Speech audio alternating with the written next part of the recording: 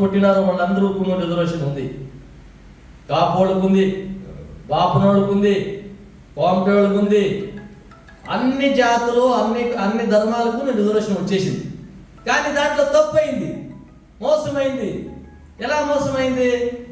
ఇప్పుడు రిజర్వేషన్ అందరికీ ఉంది. ఇక్కడ ఉండేవాళ్ళు ఎవరు నేను పేరు పిలిచి మీరు ಯಾವ జాతి అని అడిగను. కానీ ఇక్కడ ఉండేవాళ్ళు అందరికీ రిజర్వేషన్ ఉంది.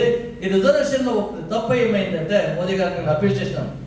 మోదీ గారికి నేను అప్పీల్ చేయండి ఏమంటే రిజర్వేషన్ ఇచ్చినారు కరెక్ట్గా ఉంది, కానీ 8 లక్షలు ఆదాయాలు లిమిట్ చేసినారు. ఒక మనిషి 8 లక్షల రూపాయల ఆదాయం కడితే గవర్నమెంట్కి వానికి రిజర్వేషన్ అని చెప్పేసినారు.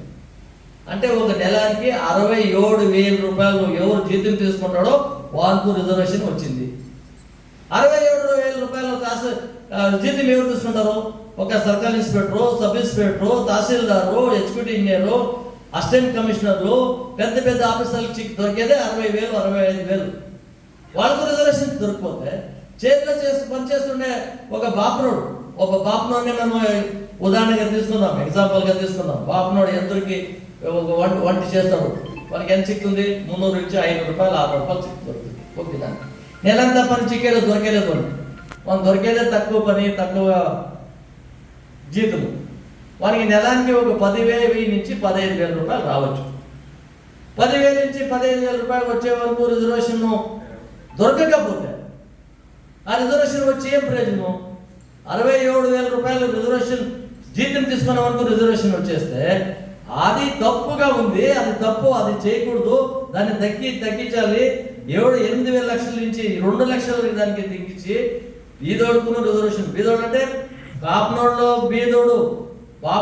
బీదోడు అన్ని జాతి ధర్మాలు, క్రిస్టియన్ కావచ్చు, హిందువులు కావచ్చు, బౌద్ధ ధర్మాలు కావచ్చు, అన్ని ధర్మంలో ఉండే ధర్మాలు ఉండే బీదోడుకును ఆ సావుకాలను ఇడిసి బీదోడికి ఇవ్వాలనేది మన ఉద్దేశము. అది ఆల్ ఇండియా దళిత యాక్షన్ కమిటీ. దీనికి జాతి లేదు, ఒక కులం లేదు, ఒక ధర్మం లేదు. ఎవరు ఆకలిగా బతుకుతున్నాడో వాళ్ళకంతా రిజర్వేషన్ దొరకాలి అనేది మా ఉద్దేశము. గవర్నమెంట్ నుంచి వచ్చే సౌలభ్యాలంతా దిగువనికి పోవాలి, లాస్ట్ లైన్లో కూర్చోడానికి పోవాలి. ఇది మన ఆలోచన. ఈ ఆలోచనకి మనం ఇక్కడ కూర్చోవడం, మనమే ఇంత కూర్చోవడం, ఎన్నించే పోరాటం సక్సెస్ కాయలేదు. మనం మనసులో ఉండి ఇప్పుడు ఉండేవాళ్ళు 10 మంది ఉన్ని, 50 మంది ఉన్ని, 100 మంది ఉన్ని, అది ముఖ్యం కాదు. ఇప్పుడు ఒక్కొక్కరు వచ్చి మాట్లాడు కదా, ఈ మన అందములు చెల్లెలు మాట్లాడతారు కదా. నా చెల్లెలు ఇక్కడ ఎంత చక్కగా మాట్లాడింది. నేను ఒక్కొక్కరి పేరు ఇక దాసరి రత్నం, ఆయన మీరు చూసేదానికి అట్లా కనిపిస్తున్నాడు. చాలా విప్లవకారుడు, చాలా సినిమాలు చేసినాడు. మీరు దాసరి రత్నం అంటే దాసరి నారాయణరావు కాదు, దాసరి నారాయణరావు తమ్మునట్లేవాడు. చాలా మంచి యాక్టరు, మళ్ళీ కళావిధుడు, రాతలు రాస్తాడు, పాటలు రాస్తాడు, జనాలతో కలిసి బీదోడితో కలిసి మంచి పోరాటం చేసే మంచిది. నేను ఫోన్ చేసి 11 గంటల ఎత్తులో పొద్దున్నే దిగినాడు. అన్నా నేను వస్తున్నాము. నేను ఇదే జిల్లా, నెల్లూరు జిల్లాలో మీ ఆంధ్ర తెలంగాణ 2 జిల్లాల నుంచి రాష్ట్రాల నుంచి వచ్చిన మనిషి, నాయకుడు మా నాయకుడు. నేను ఇవంతా ఎందుకు చెప్తున్నాను? ఎప్పుడో ఒకసారి మనం కలుస్తాం. ఆపదో పెద్ద సముద్రంలో మాట్లాడినాను, ఈ పద్ధతి చిన్నగా మాట్లాడుతున్నాము. కానీ ఇది మంచి విచారాలు, మంచి మాటలు వచ్చినవి. అందరితో మాట్లాడిపించింది నా తమ్ముడు ముద్దుశెట్టి, బాగా మాట్లాడిపించినాడు. నాకు సంతోషమైంది.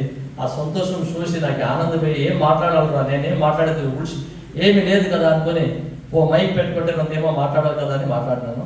మీకు అంత మంచిది. కానీ చాలా దూరం నుంచి వచ్చారు, మీరంతా ఆకలితో కూర్చున్నారు.